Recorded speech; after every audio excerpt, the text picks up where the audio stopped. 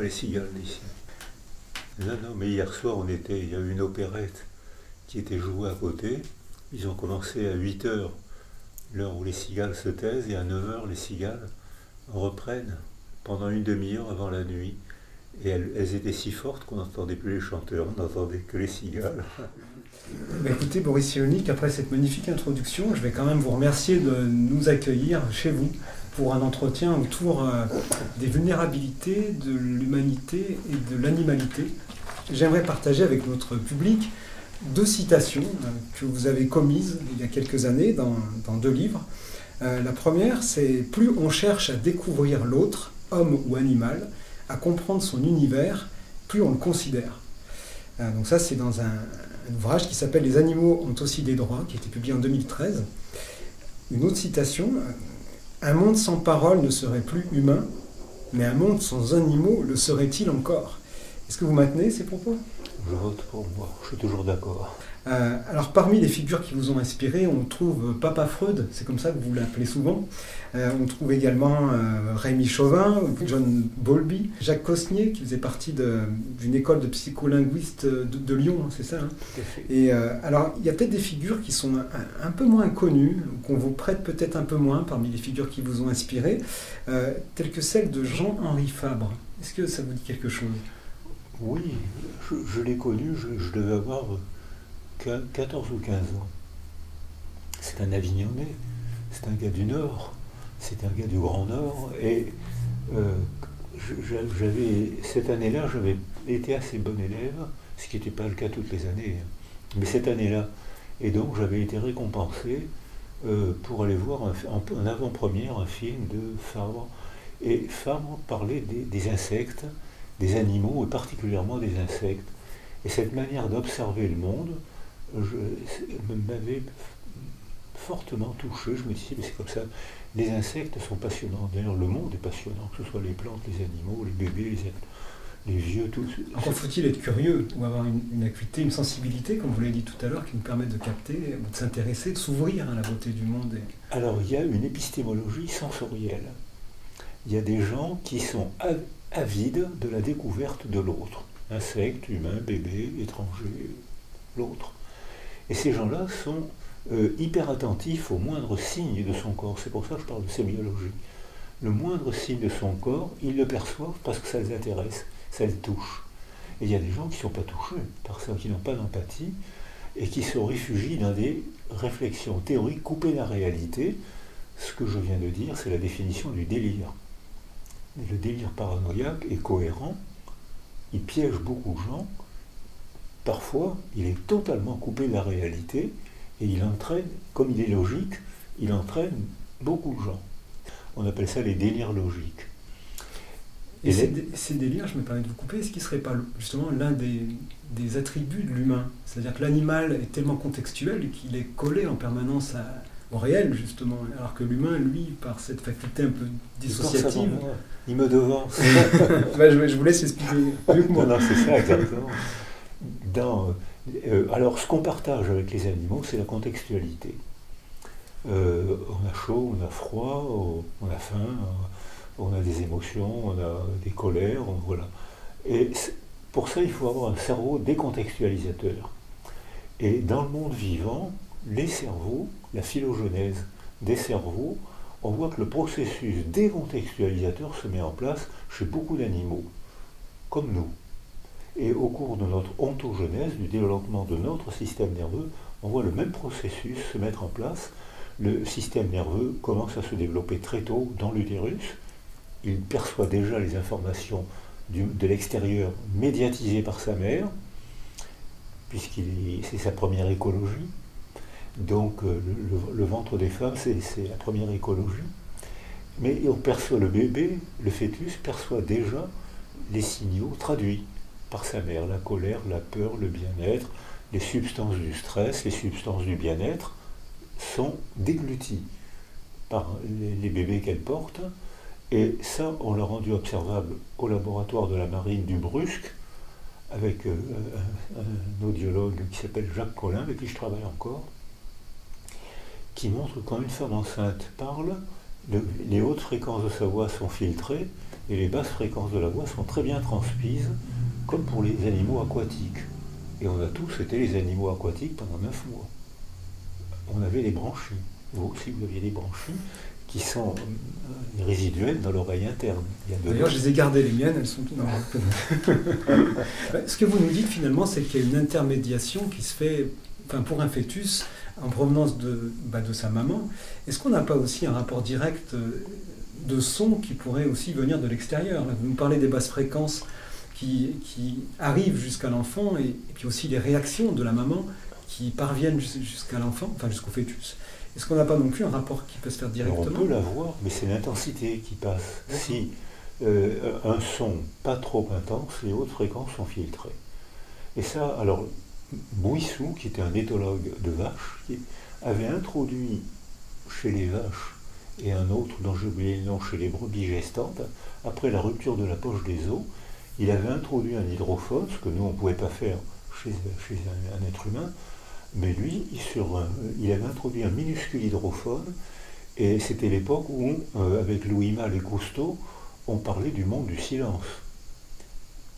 Mon œil, il y a un barouf là-dedans. C'est-à-dire que il y a le barouf du bruit du cœur, des mouvements, des gargouillis, et puis des basses fréquences de la voix. Et j'ai trouvé une observation géniale pour confirmer ce que je viens de vous proposer. Vous me faites couler un bain dans votre baignoire. Vous mettez la radio dans la pièce à côté. Vous avez la tête hors de l'eau, vous n'entendez rien. Vous mettez la tête sous l'eau et vous entendez... Vous sortez la tête, vous n'entendez plus rien.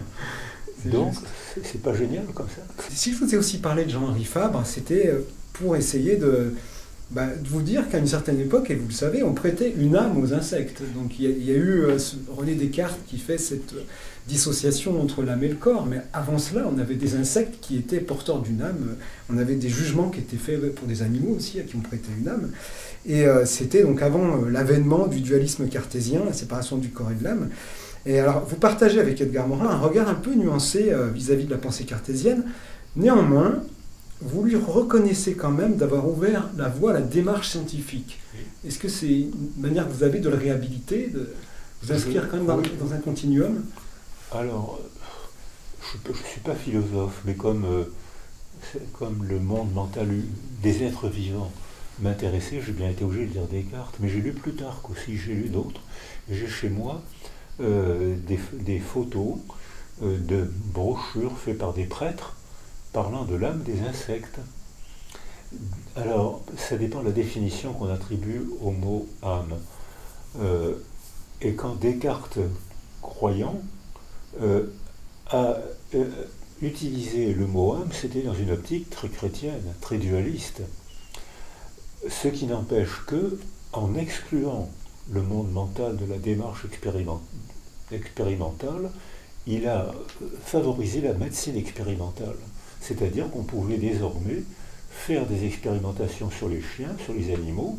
Et il y a eu un massacre d'animaux avec cette théorie. Et les animaux massacrés ont permis de voir que la circulation croisée chez les chiens, la circulation, le sang, enfin ils ont permis, le sacrifice des animaux a permis de démarrer la médecine expérimentale. D'accord, donc le massacre a été coopté en quelque chose finalement de positif ou d'instructif, on pourrait dire ça. C'est une retombée du dualisme. C'est-à-dire que puisque les animaux n'avaient pas d'âme et étaient considérés comme des réflexes, des machines, des tubulures, des trucs, ce que les sadiques considèrent encore chez les êtres humains. Mm-hmm. Les hommes ou les femmes, je crois qu'il y a moins de femmes perverses que d'hommes, mais il y en a. Et je crois, les hommes pervers sadiques considèrent l'autre comme un ensemble de tubulures. Je ne sais pas si vous avez eu l'occasion de lire Sade. Il considère les femmes comme des tubulures. Et alors c'est comme ça qu'il a probablement tué deux prostituées en faisant des expérimentations. Alors Sade était dans un processus de chosification de la personne humaine, de réification. Voilà. De machination. Je ne sais pas si on peut dire machinisation. C'est pas une chose est informe. Un objet est formé par notre pensée, notre main. Et là, dans la vision sadique de l'autre, qui existe, que beaucoup d'hommes partagent, Là, c'est une machine. Donc, c'est une démarche, ça facilite la démarche expérimentale. On prête ce mot à Descartes d'avoir dit que l'être humain devait se rendre comme maître et possesseur de la nature. Alors cette phrase est souvent interprétée comme une sorte de manifeste de la démesure humaine, de l'hubris, mais est-ce que on ne pourrait pas en même temps penser que Descartes voulait peut-être moins prôner une domination de la nature que la nécessité d'en comprendre les lois, en fait. Et donc on s'inscrit encore une fois dans ce que vous pointez, cette démarche de compréhension par l'analyse et par l'étude des lois du réel. Alors la phrase « maître et possession de la nature », vous la trouvez dans la Bible. Alors là, c'est clairement écrit, l'homme doit commander aux oiseaux dans le ciel, aux poissons dans l'eau, aux femmes et aux autres êtres humains. L'homme doit procréer et dominer. C'est écrit dans la Bible. Ça a même été, et encore beaucoup de religieux aujourd'hui ont cette croyance et qui organisent leur comportement, leur famille, etc. Alors Descartes, avec la méthode forcément réductionniste expérimentale, et là c'est pas une critique, c'est la méthode qui a fait ses preuves, avec des prix d'État qui méritent beaucoup de prix Nobel, mais qui ne méritent pas d'en faire une explication totale de l'être humain dans le monde vivant. Alors Descartes, c'est pour ça que je réponds enfin à votre question, c'est que Descartes a été utile par la réduction méthodologique, par la méthode expérimentale, en concevant le corps des animaux comme des machines manipulables pour en faire une vraie démarche expérimentale. Puis ensuite, il a pensé quand même que de temps en temps, alors j'ai oublié les phrases, mais de temps en temps quand même, l'âme agit sur le corps. Alors là, il s'en tire par l'épiphyse. La glande pinéale. La glande pinéale, qui nous faisait bien rire quand on était étudiant en médecine. Et la glande pinéale, c'est aujourd'hui l'équivalent de la glande pinéale, c'est les neurohormones. C'est-à-dire qu'une émotion, une relation, modifie la sécrétion des neurohormones et agit sur mon corps. L'hypothèse explicative cartésienne, elle n'est pas dans la glande pinéale, mais aujourd'hui, elle est confirmée à condition que la glande pinéale s'appelle neurohormone. D'accord. Alors, merci Descartes. Enfin, les animaux ne lui disent pas merci, mais les êtres humains, Claude Bernard, dit merci Descartes parce qu'il a permis de faire un sacrifice de chien. Difficile. Il fallait vraiment fermer ses émotions pour torturer les chiens. Se blinder, en quelque sorte. Se blinder, arrêter l'empathie. Il fallait absolument arrêter l'empathie pour l'autre, pour pouvoir le considérer comme une machine et pouvoir le piquer. Nous, on l'a fait avec les bébés, ça. Je l'ai fait avec les bébés. On nous apprenait à la fac de médecine que un enfant ne souffre pas parce que, et ça a continué à Marseille, j'ai eu des tas de conflits avec des gens que j'aime bien à Marseille, où on apprenait aux étudiants qu'un enfant ne souffre pas parce que ses voies neuronales ne sont pas terminées. Ce qui est vrai. Notre cerveau, il n'est jamais totalement mature, puisqu'il y a une plasticité, il y a toujours des bourgeons synaptiques qui fait que ça évolue quand même après 25 ans, mais on dit qu'après 25 ans, ça ralentit beaucoup. Donc on va le tenir pour vrai. Mais ça veut dire que la réduction scientifique, permettait en toute bonne conscience, je l'ai fait, on m'a appris à le faire, de faire des points de suture chez les enfants sans anesthésie locale. Est-ce qu'il n'y avait pas l'idée aussi que l'enfant ne s'exprimait pas et qu'à partir du moment où un être ne s'exprime pas, il serait dépourvu de douleur? Mais c'est exactement ça. Puisqu'il ne peut pas dire avec des mots tu me fais mal, il le dit avec des cris, mais c'est un réflexe. Quand je l'ai souvent cité, ça a été repris souvent, j'étais en première année de médecine, on nous faisait faire des dissections sur des animaux vivants. Donc on attachait le gobet, ou un rat, on l'attachait les quatre pattes sur une planchette et on prenait un bistouri et on devait le fendre du pubis jusqu'au sternum. Et puis ensuite, les animaux criaient. Et alors je l'ai fait, et puis à un moment l'animal criait, j'ai lâché le bistouri.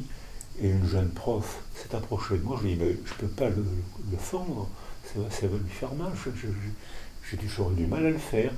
Et cette jeune prof, qui n'était sûrement pas sadique, mais qui avait quand même une représentation sadique de l'autre animal en tant qu'être de tubulure, m'a dit, mais quand votre vélo grince, est-ce que vous pensez qu'il souffre? La comparaison, ça passe de commentaires. Alors, Mais alors vous, Boris Cyrulnik, vous semblez quand même pas très fan de l'expérimentation animale, de la vivisection. Est-ce que c'est par positionnement épistémologique ou est-ce que c'est aussi par sensibilité à la douleur, à la souffrance animale? alors je vais m'en tirer en disant les deux. Par sensibilité, j'ai eu du mal à planter un bistouri dans le ventre d'un animal. Et pourtant, j'ai fait des points de suture sans anesthésie, comme j'avais appris à le faire. Mais on nous disait, si vous donnez un anesthésie, vous allez modifier les symptômes, ce qui est vrai. Donc il ne faut pas modifier les symptômes pour être bien sûr que votre point de suture. Alors je faisais des points de surjet à toute allure, je me disais, j'avais appris à faire des points de surjet à toute allure, avec des clampes, avec des ciseaux, avec des clampes, j'arrivais à coudre très vite, et les enfants criaient. Ça vous a marqué d'ailleurs. Et alors je m'en sortais en cherchant à arrêter mon empathie. Donc l'empathie est un processus graduel. Et là j'avais des discussions avec Gérard Jorland, qui était agrégé de philo et prof à l'école des hautes études, et il me dit mais non, l'empathie on l'a ou on l'a pas. Et nous on dit on le développe ou on le développe pas, et même quand on est adulte, on peut quand même développer l'empathie. Il y a une pédagogie de l'empathie par les films, par les romans, par les voyages, par les explications. Et donc c'est quelque chose de très plastique. Et ça répond à votre question que ça, les animaux ne peuvent pas le faire. Ils ont une empathie graduelle, mais ils peuvent peut-être pas avoir la même pédagogie de l'empathie que nous. Parce que nous, avec un cerveau décontextualisateur, alors nous, on partage le développement qui n'est pas analogue, mais qui est comparable avec les animaux.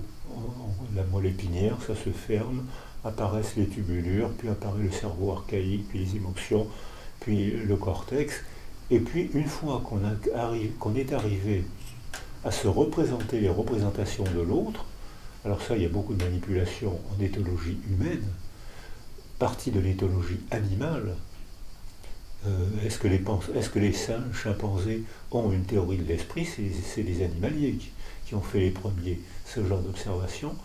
Et en refaisant les mêmes observations chez les enfants, comme je l'ai fait avec Maurice Ohaillon, on se rend compte que c'est un cheminement. Ce processus-là se fait, et que les enfants, à l'âge de 4 ans, 4 ou 5 ans, s'il y avait une altérité autour d'eux, ont une maturation qui leur permet de se décentrer d'eux-mêmes pour se représenter le monde d'un autre. Et là, ils peuvent apprendre à parler. C'est-à-dire qu'on peut comprendre l'arbitraire du signe, la convention. Les animaux ne peuvent pas le faire parce qu'ils ne parlent pas, ils n'ont ni le cortex, ni l'organe phonatoire, donc ils ne parlent pas. Ils comprennent beaucoup de choses, beaucoup plus que ce qu'on croit, avec d'autres moyens que nous. Ils comprennent certaines choses mieux que nous, mais ils ne peuvent pas parler, parce qu'ils n'ont ni le cortex, ni l'appareil phonatoire. Mais ils ont d'autres signaux, ils ont d'autres codes linguistiques, une linguistique sans langue. Et d'autres univers mentaux, comme on le verra, d'autres mondes mentaux. Mais on retrouve aussi un peu cette idée d'une mécanique, cette fois-ci des comportements, dans le behaviorisme. Alors ce behaviorisme, il part du principe qu'on a des stimuli auxquels vont succéder des réponses. Est-ce qu'il vous semble juste d'affirmer que l'éthologie, qui vous a beaucoup marqué, et vous y avez beaucoup contribué, vous êtes pionnier en la matière, serait née en réaction au behaviorisme? Est-ce que pour vous c'est une... Eh bien oui. Cosnier le disait clairement. Cosnier, que j'ai fréquenté, beaucoup admiré, qui m'a beaucoup marqué, il disait clairement, il avait une formation psychanalytique, sa femme était psychanalyste et lui aussi avait une formation, Freud avait une formation animalière. Ça, les psychanalystes, et Lacan surtout, les psychanalystes s'arrangent pour ne pas le savoir, ce qui est la définition du déni. Les psychanalystes s'arrangent. Or, Cosnier disait clairement, on ne peut pas accepter le behaviorisme avec son truc de réflexe conditionné. L'éthologie considère un être vivant en développement dans son milieu. On peut pas. Il faut donc l'éthologie humaine. Alors l'éthologie animale, elle était déjà constituée avant nous. On me présente comme éthologue, mais moi je me présente jamais comme un éthologue animalier. Même si j'ai beaucoup travaillé avec eux, je me présente comme neuropsychiatre. Vous êtes abreuvé à l'héritage, peut-être des Jacob van Wescul. Voilà, c'est ça. J'ai lu, j'ai fréquenté, j'ai organisé des réunions. Dans cette maison, à côté, il y a l'Institut de biologie marine. Donc on se réunissait à l'Institut de biologie marine où il y avait beaucoup d'éthologues de la mer. Il y avait les éthologues, des spécialistes des crevettes et des spécialistes des requins. Ils confondent. Donc c'était. Et vous, des goélands, non? Alors ça, c'est quelque part. Vous aviez... Quand j'ai correspondu avec Tinbergen, il m'a donné des conseils et j'ai appris le langage des goélands, mais pas comme un vrai éthologue, quoi. Je l'avais bien appris, mes enfants aussi d'ailleurs. Incroyable. Il y avait 50 cris, c'était passionnant. Et quand j'emmenais les étudiants à Porquerolles, pour étudier, pour faire de l'éthologie animale à mon niveau, je leur disais, surtout ne lisez rien. Alors là, ils étaient d'accord. Prenez 1 litre de rosée et un maillot de bain. Et ils étaient d'accord aussi, on partait en juin à Porquerolles, et le soir, on avait découvert pratiquement tout ce qu'on confirmait, tout ce qui était écrit dans Tinbergen, tout ce que Tinbergen m'avait conseillé de faire des manipulations avec les étudiants des travaux dirigés. Enfin, je ne me présente quand même pas comme un éthologue animalier. Les journalistes me présentent comme un éthologue. Mais ma place dans l'éthologie, ça a été ce que j'ai appelé l'éthologie clinique, avec Cosnier, Montagnier, avec Rémi Chauvin, avec Jouventin, qui au CNRS de Montpellier a fait l'éthologie animale passionnante, mais il disait mon rêve c'était de faire de l'éthologie humaine. Beaucoup d'éthologues animaliers auraient voulu, et beaucoup de psychologues auraient voulu faire de l'éthologie humaine. Dans les deux sens. Dans les deux sens.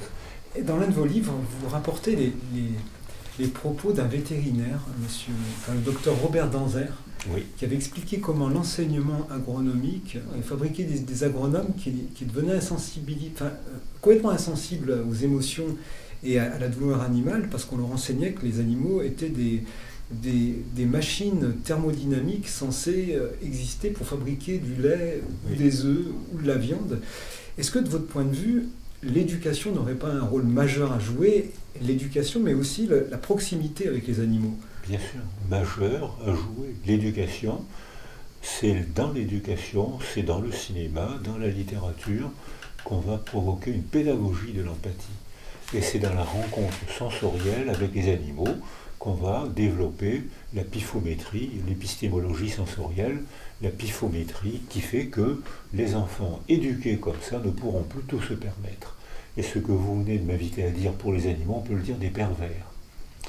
Dès l'instant où un futur pervers animal ou idéologique, parce que je considère que ces théories qui considèrent que la mort des autres est sans importance, c'est une forme de perversion. Et d'ailleurs, il y a un érotisme de la haine, il y a un érotisme de la haine. J'ai lu il n'y a pas un document, la fête des gardiens d'Asie, à 3 pas des charniers, ils ne souffraient pas.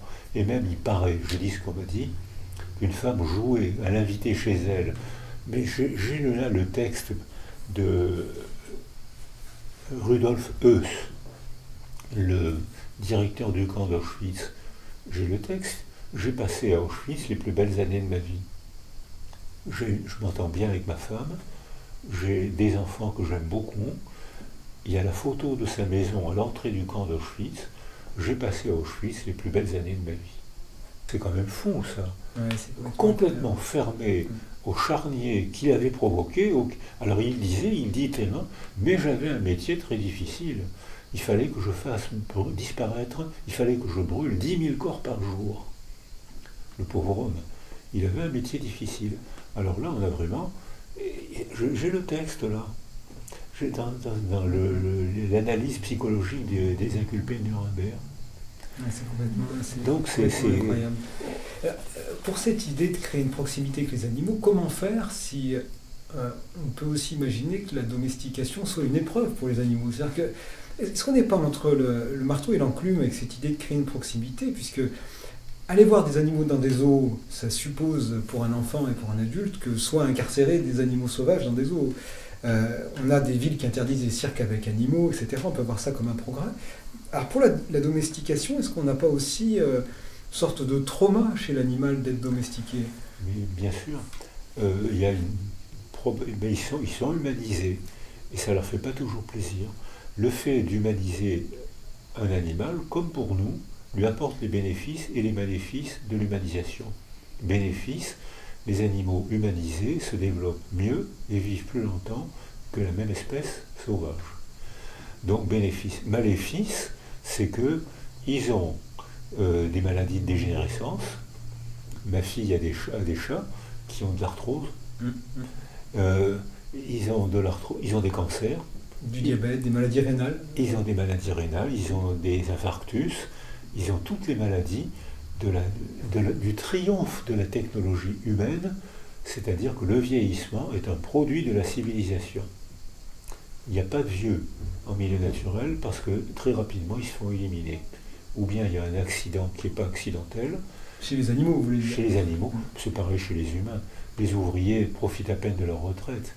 J'étais médecin au centre médico-social, je soignais les ouvriers des chantiers navals. La retraite, ils n'en profitent pas beaucoup. Hein. Alors que ceux qui profitent de la retraite, c'est les intellos. Alors là, voilà, perversion qu'on peut infliger aux animaux.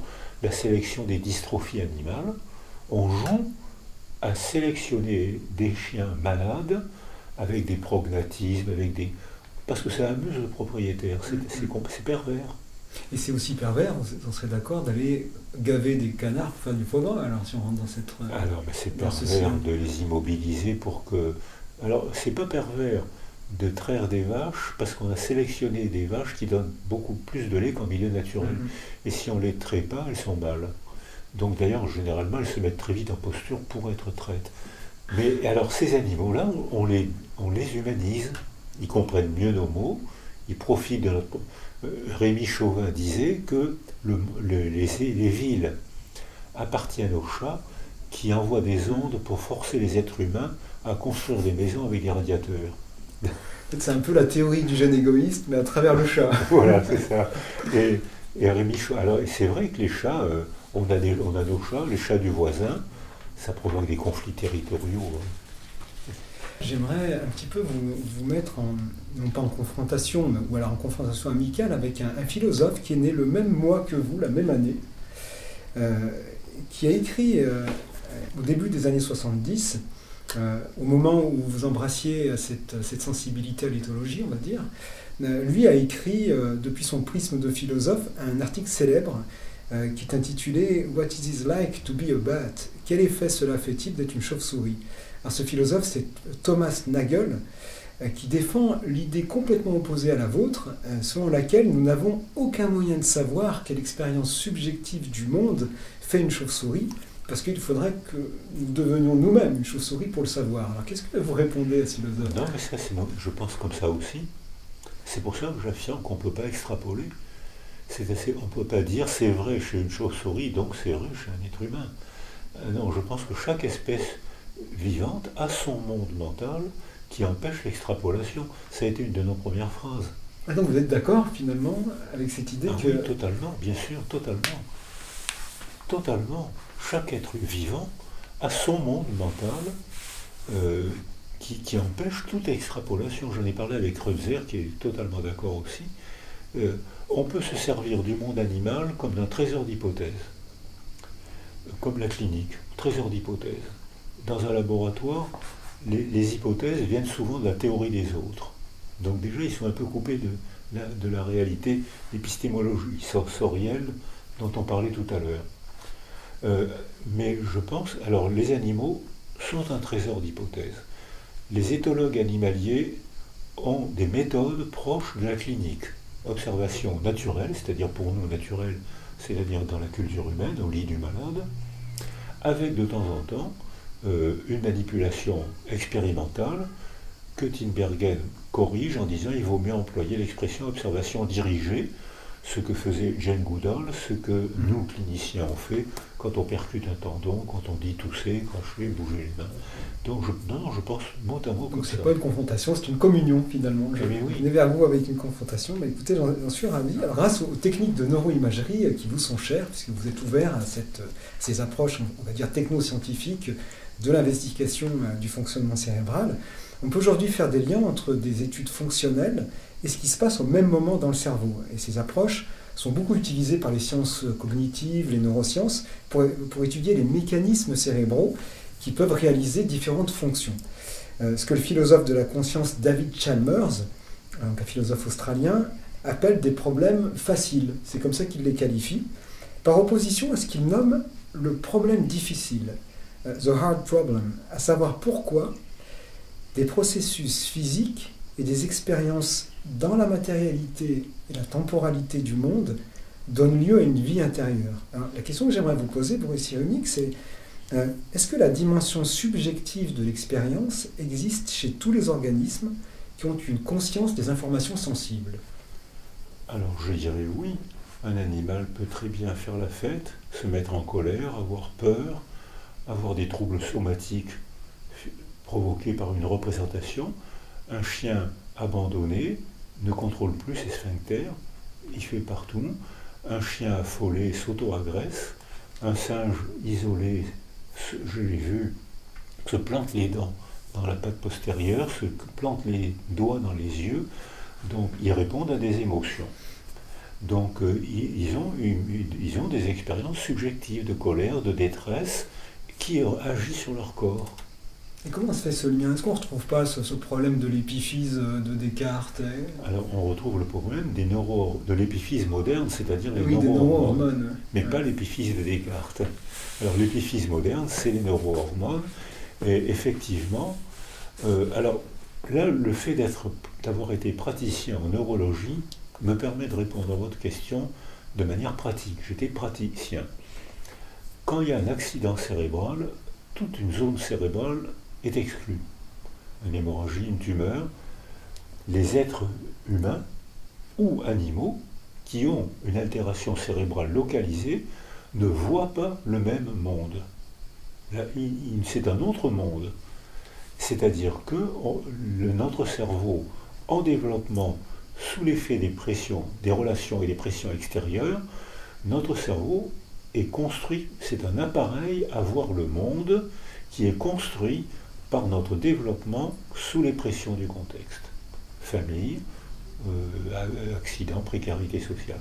Quand un accident, tumeur ou traumatisme crânien, ou etc., abîme une zone cérébrale, le monde change de forme, et pour le sujet, ça continue à être une évidence.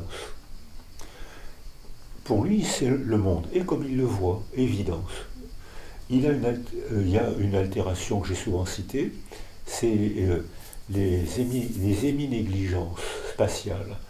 Les malades ont un petit accident vasculaire, on va dire occipital droit, qu'on voit au scanner, même pas en neuroimagerie. Le scanner de ville montre qu'il y a un trou dans cette zone occipitale droite. Ils perçoivent les informations qui viennent de la gauche, mais ils n'en prennent pas conscience. Et ils disent il n'y a rien là. Alors on leur apporte un plateau avec des frites et du beefsteak, ils mangent le beefsteak et soutiennent qu'il n'y a pas de frites. On leur demande de recopier un cadran, ils recopient la partie droite du cadran et ils disent qu'il n'y a pas de partie gauche. On leur demande de recopier les sanglots longs des violons de l'automne, ils recopient des violons de l'automne et ils affirment qu'ils ont recopié toute la phrase. L'altération localisée occipitale droite leur fait voir un autre monde, dépourvu de conscience. C'est-à-dire que si on leur dit de venir en ce mêlant, monsieur, madame, voulez-vous venir? Ils vont venir, ils vont faire un détour, on met un fauteuil, ils vont éviter le fauteuil. On leur dit, est-ce qu'il y avait un fauteuil? Ah non, il n'y avait pas de fauteuil, il n'y avait aucun obstacle. Pour eux, c'est une évidence. Donc ça rejoint la phrase de tout à l'heure, que l'évidence, c'est vraiment un piège de la pensée. Et dans ce que vous dites, est-ce qu'il y a l'idée que la conscience serait une sorte de sécrétion du cerveau? Enfin, non, c'est une... Pour revenir au problème difficile de David Chalmers. Alors, je ne l'aurais pas dit comme ça. Mais si je suis développé en carence affective, je n'ai pas de stimulation, j'ai peur de tout, rien ne me rassure, donc j'ai modifié, j'ai diminué les deux neurohormones, la dopamine qui me donne le plaisir de l'action et la sérotonine qui me donne le plaisir de la relation. J'en ai plus. Le monde que je perçois est un monde constamment en alerte. Vous hochez la tête, j'ai peur. Pourquoi il hoche la tête? qu'est-ce que c'est que ce signe qu'il émet? Il me fait peur. J'éprouve réellement ma manière de percevoir et d'interpréter émotionnellement le monde. Parce que j'ai été privé, étant développé en carence sensorielle, en carence affective, j'ai une altération de mes neurohormones, l'épiphyse moderne. Mais en revanche, vous ne souhaitez pas prendre position peut-être sur le caractère un peu immatériel de la conscience. Parce que ce que pointe David Chalmers, tel qu'on peut le comprendre, c'est l'articulation entre des processus, entre une matérialité, des dommages cérébraux, des mécanismes qui se produisent dans la matière du cerveau et cette conscience qu'on aura tendance à rattacher à un champ sémantique qui est celui de l'immatériel. Donc c'est la connexion entre la matière et l'immatériel qui pose. Mon cerveau permet de prendre conscience, d'extraire du milieu un nombre très limité d'informations dont je prends conscience. Donc c'est un filtre en quelque sorte. Voilà, c'est la bande passante. Bande passante des yeux, bande passante des sons, bande passante des mots. Je réduis le monde pour lui donner une forme. Si je devais tout percevoir du monde, je serais confus, comme on le voit, après un traumatisme crânien, ou quand les gens boivent trop d'alcool ou trop d'eau, c'est dangereux, l'eau, faites attention. Quand les gens boivent, ça fait un œdème cérébral, et ils sont confus. Donc ça veut dire que j'ai besoin de réduire le monde pour lui donner une forme que j'appelle évidence. Et c'est mon cerveau qui traite les informations. Et à partir de là, je prends conscience de mon monde, mais j'en prends encore mieux conscience si on en parle. Il y a plein de phénomènes qui ont existé, qui existent dans le réel et dont je ne prends pas conscience. Individuellement, il y a plein de phénomènes autour de moi dont je ne prends pas conscience et qui pourtant me gouvernent. Vous êtes en train de lutter contre l'attraction terrestre. Vous en prenez conscience? Non. Et pourtant, votre corps traite toutes les informations. D'où l'idée de la bande passante. Et je suis d'accord avec vous que l'eau fait rouiller. Elle est très dangereuse. Alors, on regarde souvent d'un œil un peu moqueur celui ou celle qui fait le deuil d'un animal. Alors, pourquoi une telle dérision? Est-ce que la souffrance ressentie à l'égard d'un animal défunt serait moins valable qu'à l'égard d'un proche humain? Est-ce qu'il existe des deuils pathologiques pour les animaux? Pourquoi Alors, clairement, oui. Il existe des deuils pour les animaux et il existe des deuils pathologiques. Alors, pendant très longtemps, quand j'étais enfant, on se moquait. Il y avait un cimetière de chiens près d'Argenteuil, à Asnières, et on se moquait des gens qui souffraient. Comment peut-on vivre avec un être vivant à qui on parle tous les jours, qui nous fait la fête, qu'on caresse, qui vient nous caresser? Il se marque, il s'imprègne, au sens biologique du terme, il s'imprègne dans notre mémoire. C'est le principe de l'attachement. Alors on s'attache à nos enfants, on s'attache à nos conjoints, on s'attache à des copains. Pourquoi on ne s'attacherait pas avec un être vivant avec lequel on vit 20 ans, à qui on parle tous les jours, à qui on anthropomorphise un peu? Moi j'adore anthropomorphiser, hein, c'est marrant comme tout. Le chat se lève, il fait la sieste, inévitablement. On dit « Oh putain, cette sieste, les gars !» Et tout le monde rigole. Quoi. Mais les animaux peuvent s'humaniser aussi. Et les animaux s'humanisent. Ils comprennent. On n'a pas humanisé beaucoup d'espèces animales, une vingtaine. Hein. Sur plusieurs milliers, il n'y en a que 20 qui nous côtoient. Mais ces animaux comprennent nos mots. Ils s'attachent à nous. Les vaches, il y a une thèse à qui j'avais fait attribuer un prix de thèse dont Edgar Morin était le président. Et une thèse qui montrait que les paysans consomment beaucoup de tranquillisants. Et beaucoup. Ils sont seuls, ils sont surmenés, ils sont en dette, ils n'ont pas de vacances, ils ont toutes les conditions pour faire des angoisses pratiquement expérimentales. Et ils le payent. Ils sont très anxieux, il y a beaucoup de suicides de paysans. Et la doctorante avait fait une population de paysans qui parlaient aux animaux et une autre population de paysans qui les considéraient comme des choses à manger, à commercer. Le poids, pour les vendre au poids. Et la conclusion de sa thèse était magnifique, c'est que ceux qui parlent aux animaux consomment très peu de tranquillisants parce qu'ils ont une relation humaine avec les animaux. Magnifique. et que les animaux leur répondent, leur redonnent.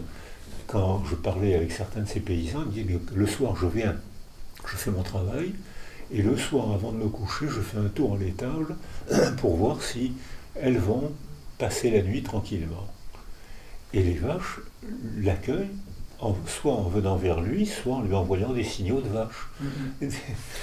On est une époque, on va dire, où la planète, certains l'ont nommé Gaïa, souffre d'épidémies, du réchauffement climatique, la pollution, enfin l'anthropocène.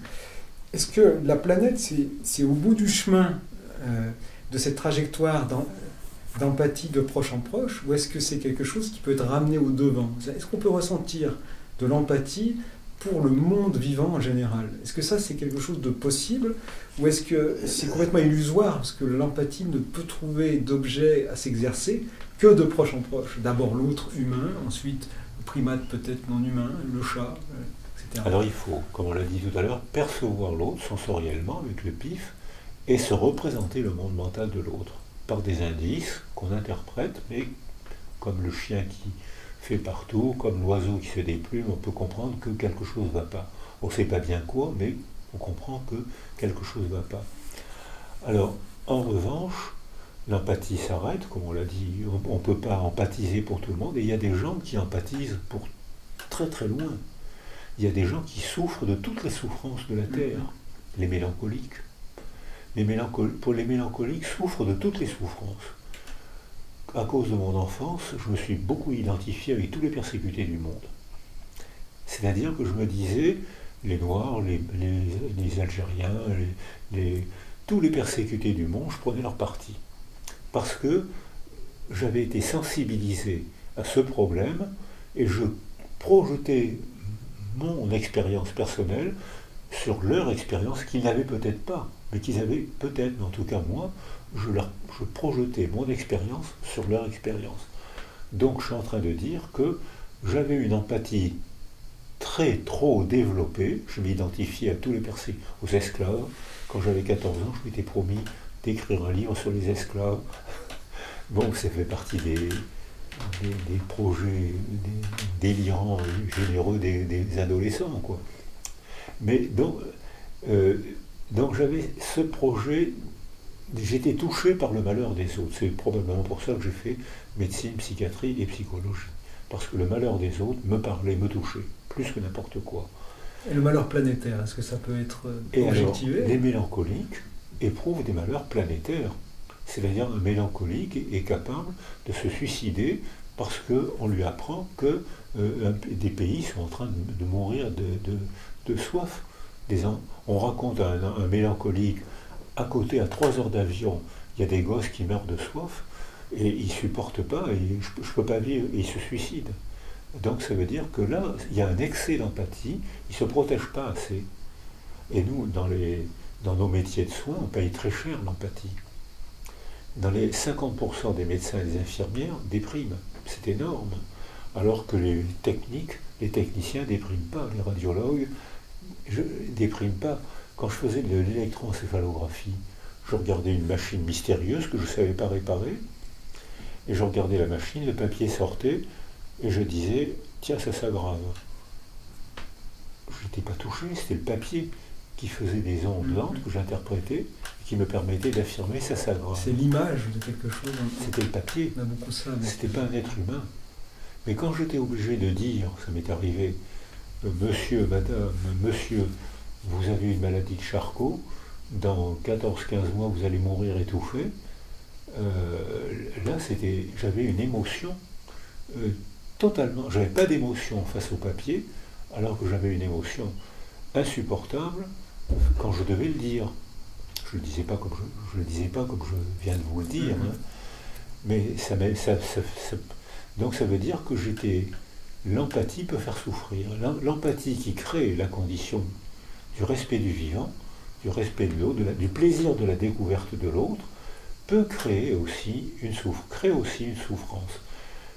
Cette souffrance, quand je me suis identifié à tous les persécutés du monde, c'était une forme d'empathie. Mais si j'avais été un enfant normalement éduqué, ce qui a pas été le cas, je n'ai pas été éduqué, je n'ai même pas été nourri. Alors, donc j'ai été pas éduqué. Les récits, l'art, la philosophie, les récits, la sociologie, le film, tout, peuvent provoquer aussi un décentrement de soi et la visite d'un autre monde mental que le sien. Et on peut travailler, c'est pour ça qu'il y a une pédagogie de l'empathie, et ça complète votre question tout à l'heure. L'éducation, l'art à l'école font partie des processus qui peuvent apprendre aux enfants qu'on ne peut pas tout se permettre avec d'autres êtres humains et avec d'autres êtres vivants. Donc, si au final, il semble difficile d'éprouver de l'empathie de manière générale à l'égard du monde vivant, rien n'empêche de travailler sur son expansion par des techniques pédagogiques. Avec la limite nécessaire, parce que les mélancoliques meurent de trop d'empathie. Alors pour reprendre des expressions qui sont typiques un petit peu de celles qu'utilise Edgar Morin, des notions telles que la terre-patrie ou la communauté de destin, ce que veut dire Edgar Morin, c'est que finalement le destin du ver de terre est lié aujourd'hui à celui de l'humain, puisqu'on partage les mêmes écosystèmes. Est-ce qu'on peut travailler suffisamment l'empathie pour qu'elle finisse par embrasser cette communauté de destin planétaire? Alors il y a des gens, je pense que beaucoup de scientifiques se mettent à le faire, ça. C'est les raisonnements écosystémiques.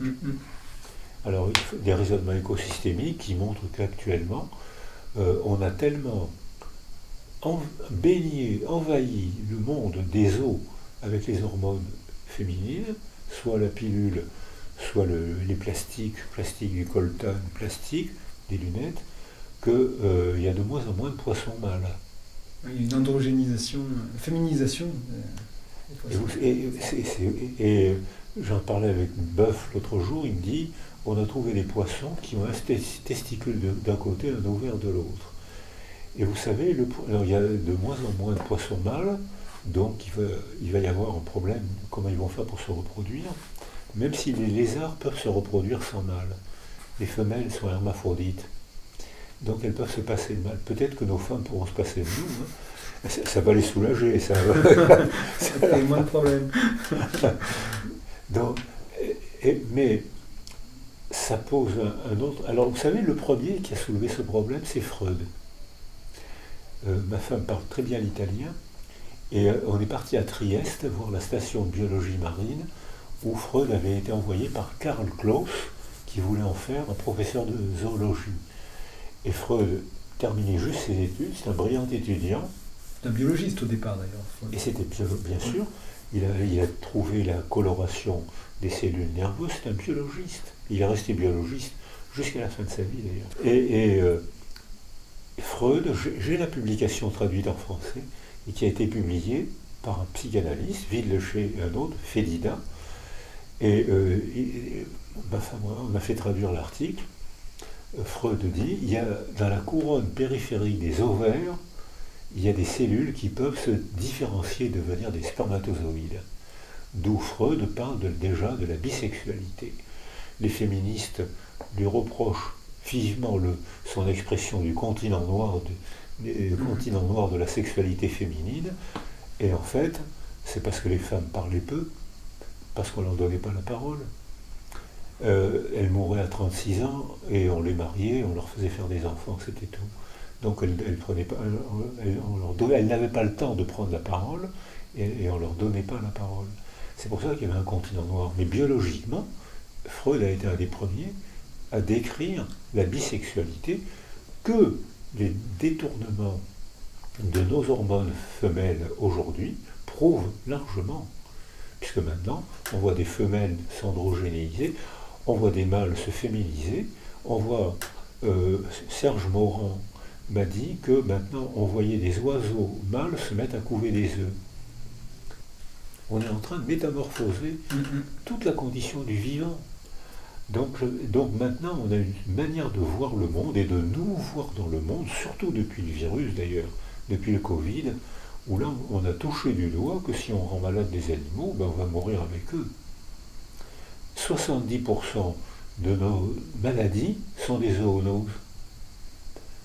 C'est-à-dire que si on continue à faire des élevages où les fientes des mammifères se mélangent avec ceux des chauves-souris ou des oiseaux, on va inventer des nouveaux virus contre lesquels on n'est pas immunisé. Si on continue à maltraiter les animaux, on va mourir avec eux. Nous avons destin lié, et c'est la base d'un concept qui est devenu à la mode, qui est celui d'un monde, une santé. One Health, c'est quelque chose qui est... C'est un concept qui est de plus en plus à la mode en écologie, qui est celui de un monde, une santé. C'est-à-dire que le destin ou la bonne santé des écosystèmes, des mondes microbiens, végétaux, animaux et humains sont liés. On a destin lié finalement. Oui, alors on a un destin lié, mais ça a toujours été lié. C'est-à-dire que c'est pour ça que les dinosaures ont disparu, c'est pour ça que les végétaux qui nous entourent aujourd'hui ne sont pas ceux qui nous entouraient hier. On a des archives, on a des dessins des jardins au Moyen-Âge, c'était des plantes qu'on ne connaît pas. Donc tout évolue, le climat évolue, les végétaux évoluent, les insectes. Mais dès qu'on est un système nerveux, un organisme un peu organisé, on dépend beaucoup du milieu. Et c'est pour ça que nos animaux peuvent devenir fous, ils peuvent avoir des hallucinations, contrairement à ce que disait Michel Foucault, ils peuvent devenir fous, ils peuvent avoir des hallucinations, mais ils ne peuvent pas délirer. Il y a beaucoup de vétérinaires avec qui je travaille me disent qu'ils soignent beaucoup d'animaux qui ont des hallucinations. C'est fréquent.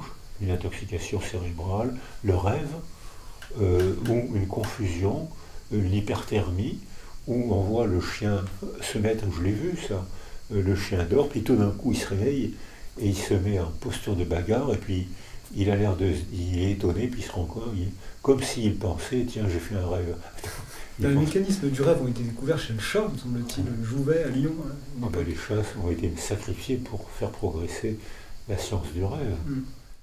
Est-ce que vous connaissez le hikikomori? Oui, j'ai été au Japon. J'ai vu des cas d'hikikomori.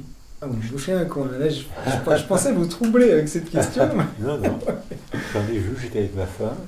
On avait un interprète qui est venu dans cette maison, Masahiro Iyashi. J'ai été très bien reçu et ils m'ont expliqué, montré des cas d'hikikomori. Et depuis que j'en ai parlé autour de moi, je reçois des tas d'articles des Italiens, ils les appellent les ritirado. Ils les appellent en Italie. J'ai reçu il n'y a pas longtemps de l'Université catholique d'Uruguay, où il paraît que c'est un phénomène énorme. Les garçons, plus que les filles, s'isolent, ce que j'ai vu, et je crois que ça existe en France aussi, c'est pas appelé hikikomori, c'est appelé décrochage des garçons, c'est appelé... Ce que j'ai vu était très impressionnant. Des garçons qui ferment les rideaux, qui se mettent dans une pièce, qui avec des machines pour tuer le temps, ils se couchent par terre, ils coupent toute communication, sauf peut-être avec leur mère, qu'ils transforment en servante, et puis c'est tout. Et alors les mères sont désespérées, et ça arrive en France. Alors ça touche plus les garçons que les filles. Et j'enseigne encore à l'université de Mons, et à l'université de Mons, on avait prévu que l'isolement nécessaire pour limiter le virus allait provoquer des troubles psychiques très graves. Et j'avais dit, comme j'ai vu des hikikomori au Japon, les garçons vont décrocher plus que les filles. On a fait une enquête par correspondance, les filles sont autant touchées que les garçons.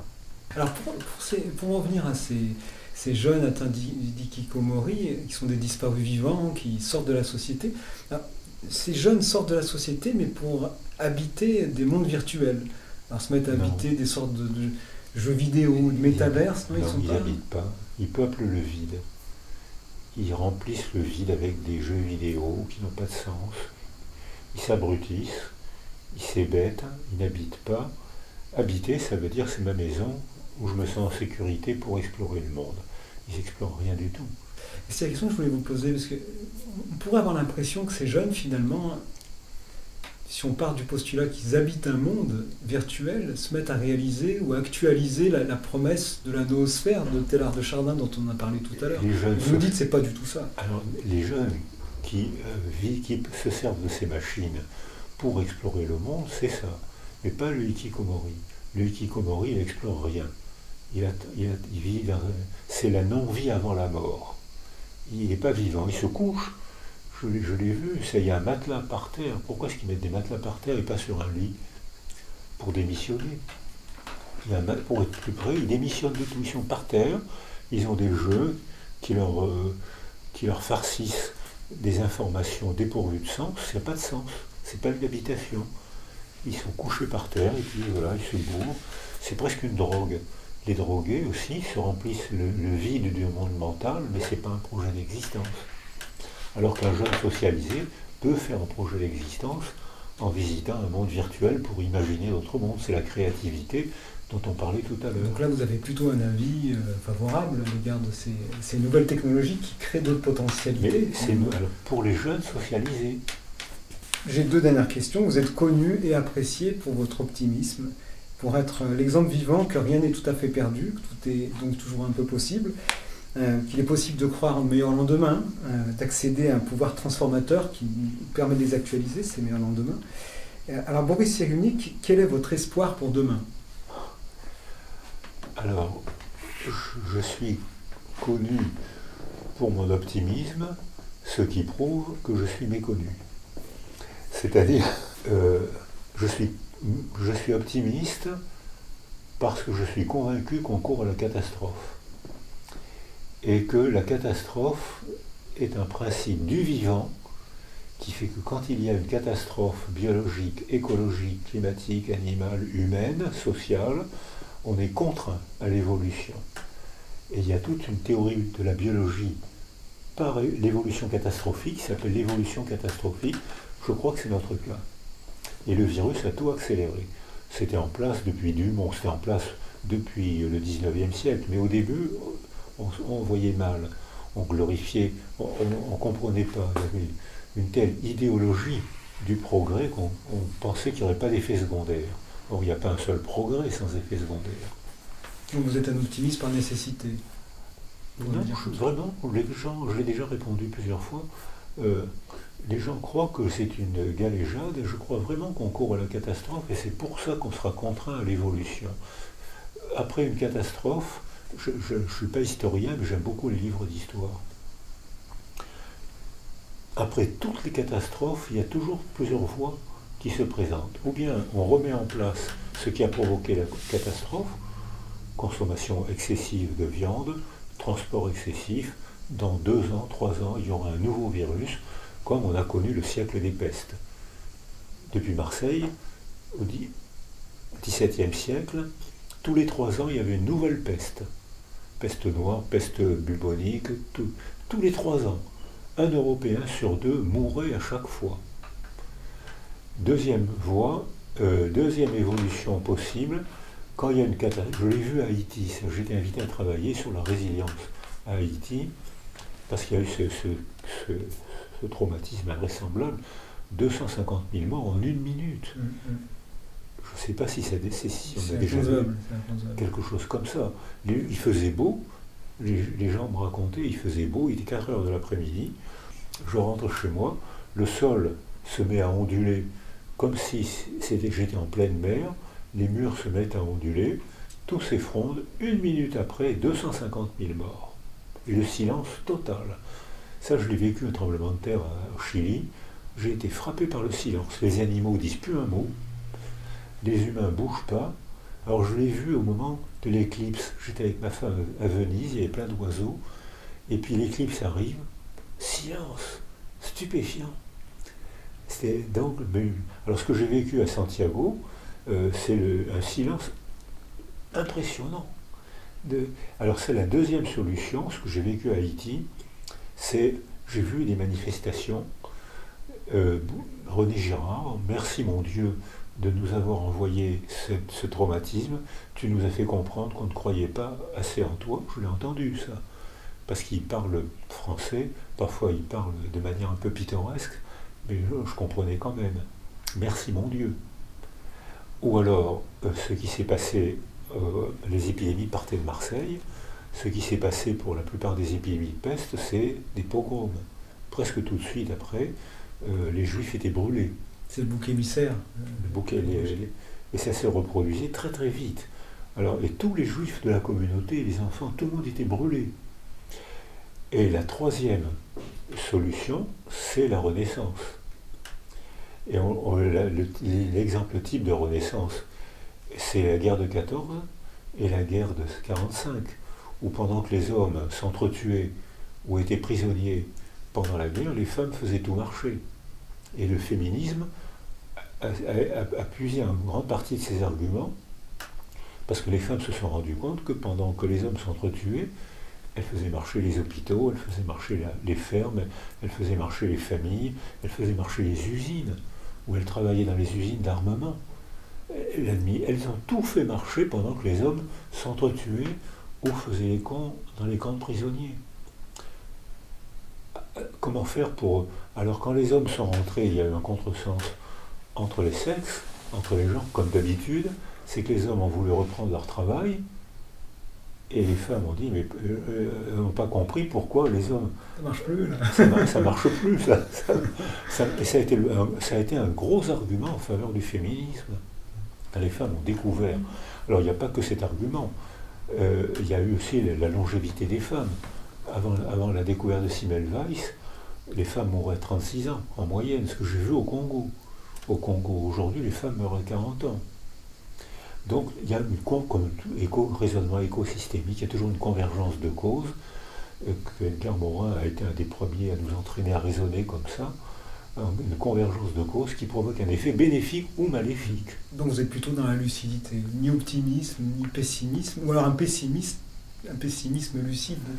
Non, je dirais que je suis contraint à l'optimisme par l'évolution catastrophique.